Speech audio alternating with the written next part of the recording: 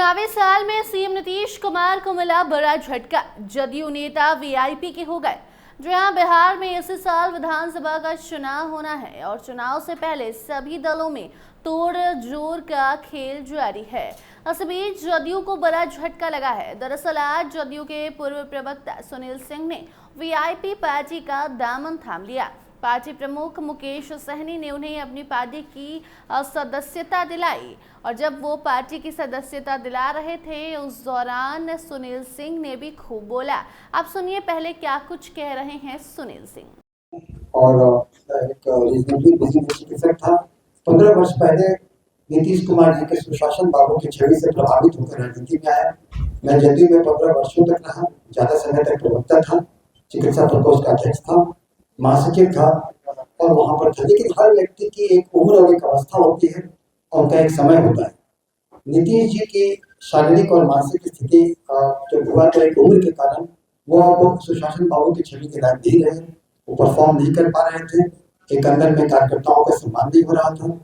वो एक 4-5 वो गिरोह से घिरे हुए थे। उसी कारण से मैं वहां पर छोड़ करके मैं वहां पर रहा।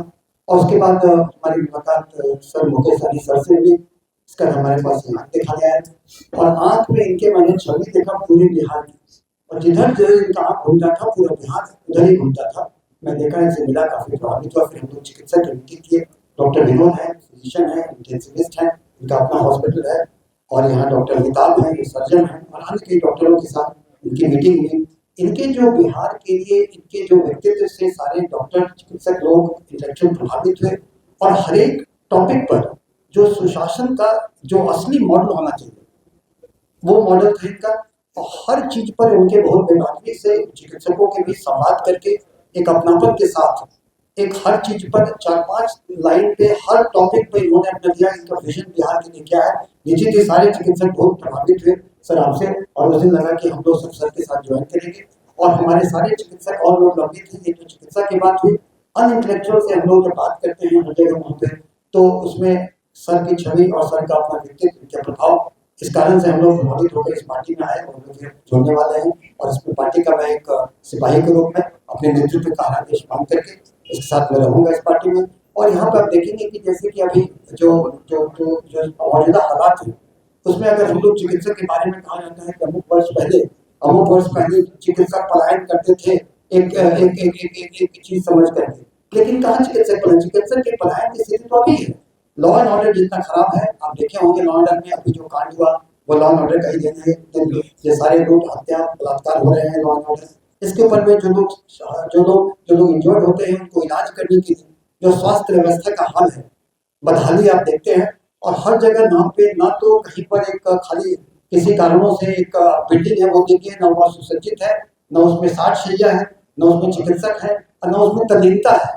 और जिस तरह से लोगों का वहां पर जाते हैं तो वहां पर अस्पतालों में इलाज नहीं होता है, स्वास्थ्य व्यवस्था चरमराया हुआ है।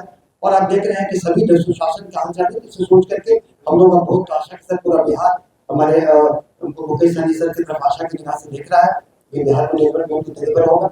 और इसी शब्दों के साथ हम फिर से एक बार अपने नेतृत्व का धन्यवाद देते हैं और डॉक्टर अमिताभ 2 शब्द बोलेंगे। वहीं इस मौके पर वीआईपी पार्टी प्रमुख मुकेश सहनी ने भी सुनील सिंह का पार्टी में स्वागत करते हुए क्या कुछ कहा है, आप वो भी सुन लीजिए। उसके बाद खबर में बढ़ेंगे आगे।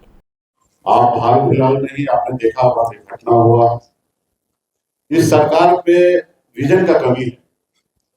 मैं एक टिप देना चाहूंगा सरकार को, और सरकार शायद अमल करने तो हमारा शिक्षा और स्वास्थ्य दोनों सुधर जाए।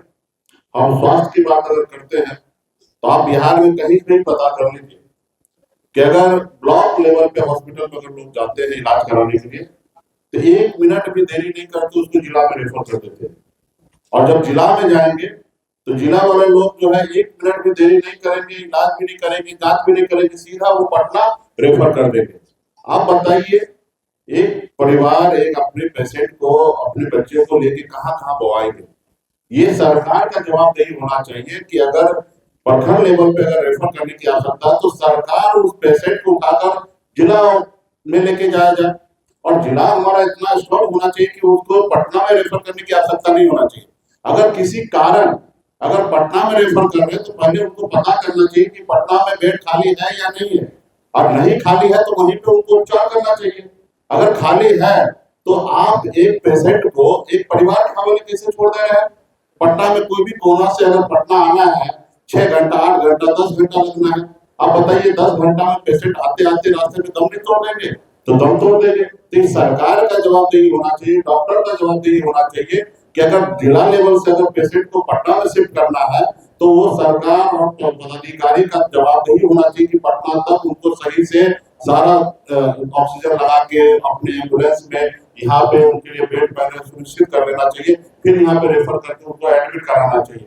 आपने अभी हाल फिलहाल में देखा एक दलित बेटी के साथ गलत हुआ मुजफ्फरपुर में, उस इलाज के अभाव में पटना में आकर 9 घंटा 10 घंटा तक उनको एडमिट नहीं कराया गया। तो आप बताइए, तो यहाँ पे पेशेंट तो लेफ्ट हो गए। तो इसलिए कहीं ना कहीं सरकार पे प्रशासन पे विजन नहीं है। हम लोगों का सरकार बनेगा, निश्चित तौर पे जनता का आवाज है, सरकार बनाएंगे और ये जो मैं आज बोल रहा हूँ वो आने वाला समय में पूरा करेंगे। हम ऐसा नौबत आने नहीं देंगे कि जिला से पेशेंट को पटना रेफर किया जाए। अगर एक भी पेशेंट को अगर रेफर करते हैं जिला के पदाधिकारी तो उनको जवाब देना पड़ेगा कि क्यों आप रेफर कर रहे हैं।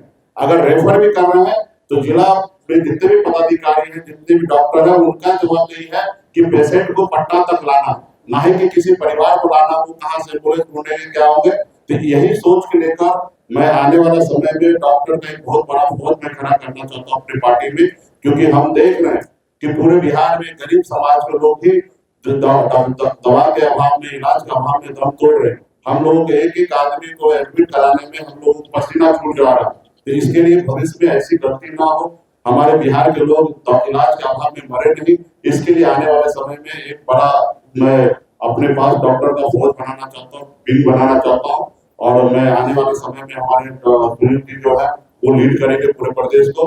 और सरकार बनने के बाद भी सरकार और डॉक्टर के पास कितना अच्छा संबंध होना चाहिए, सही समय पर काम होना चाहिए, उसके लिए हम लोग अभी से प्रिपेयर कर रहे हैं। तो इसके लिए अगर डॉक्टर साहब सुनील जी आए हैं, इनके साथी विनोद जी आए हैं, अभिषेक सिन्हा जी आए हैं, इनको मैं धन्यवाद देता हूँ। इनके पास पूरी जवाबदेही दे रहा हूँ कि आने वाले समय में बिहार में पूरा जिला लेवल पर जाकर और अच्छे डॉक्टर को वीआईपी पार्टी से जोड़ेंगे और एक जो मेरा विजन है उस विजन के अनुरूप बिहार प्रदेश में काम करेंगे ताकि एक भी नागरिक का जान ना जाए इलाज के अभाव में। तो इसके लिए हम लोग बहुत गंभीर हैं और आने वाले समय में सरकार बनने के बाद हम लोग ये करेंगे।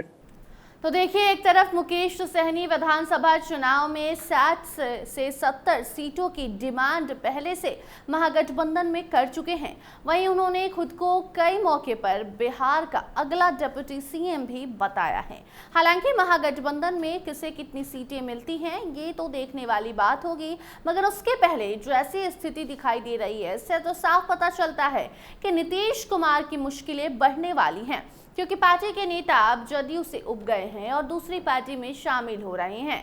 मुकेश सहनी ने तो नीतीश सरकार को भी आज घेरा है, जो यहाँ वो साफ तौर पर कहते हैं कि हम सरकार को लगातार आईना दिखाने का काम कर रहे हैं। नेता प्रतिपक्ष भी पीड़ित परिवारों से मिलकर आए हैं और हम परसों भी पूरे बिहार में धरना प्रदर्शन करने वाले हैं, लेकिन काम तो सरकार को ही करना है। ये सरकार किसी की नहीं सुन रही और ना ही किसी की बात मान रही है। बंद कमरे में बैठकर सरकार चला रहे हैं और ब्यूरोक्रेट सरकार चला रही है। निश्चित तौर पर बिहार की सरकार का परिवर्तन होगा। हमारी सरकार बनेगी तो निश्चित तौर पर वीआईपी पार्टी से ही डिप्टी सीएम बनेगा, ये कहना मुकेश सहनी का है। मुकेश सहनी ये सारी बातें तब कह रहे थे जब जदयू के एक नेता, जदयू के पूर्व प्रवक्ता सुनील सिंह वीआईपी के हो गए। वीआईपी का दामन थामते हैं कार्यक्रम होता है, वहां सुनील सिंह ने भी क्या कुछ कहा आपने सुना, कैसे वो पार्टी को मजबूती दिलाएंगे इसका वादा किया है, पार्टी के साथ चुनाव की तैयारी करेंगे ये भी कहा है। इस बीच वीआईपी के प्रमुख मुकेश सहनी ने भी एक बार फिर से ये दावा ठोक दिया है कि अगर उनकी सरकार बनती है, यानी कि महागठबंधन की सरकार अगर बनती है तो डिप्टी सीएम उनके पार्टी से ही होगा, और अगर वीआईपी से किसी के डिप्टी सीएम बनने की बात होती है तो वो मुकेश सहनी ही है। यानी कि सीएम का पता नहीं, लेकिन डिप्टी सीएम अभी से तय हो गया है। सीएम का पता नहीं इसलिए हमने कहा क्योंकि सीएम फेस पर महागठबंधन में अभी भी चुप्पी है। कुछ लोग कहते हैं कि तेजस्वी ही सीएम होंगे, लेकिन कांग्रेस अभी भी चुप बैठी है। आने वाला वक्त बताएगा कि किसको कितनी सीटें मिलती हैं, कौन कितना जीतता है, और अगर महागठबंधन की जीत होती है तो महागठबंधन से कौन सीएम और डिप्टी सीएम बनेगा। फिलहाल इस खबर में इतना ही। देखते रहिए स्टार टीवी बिहार। धन्यवाद।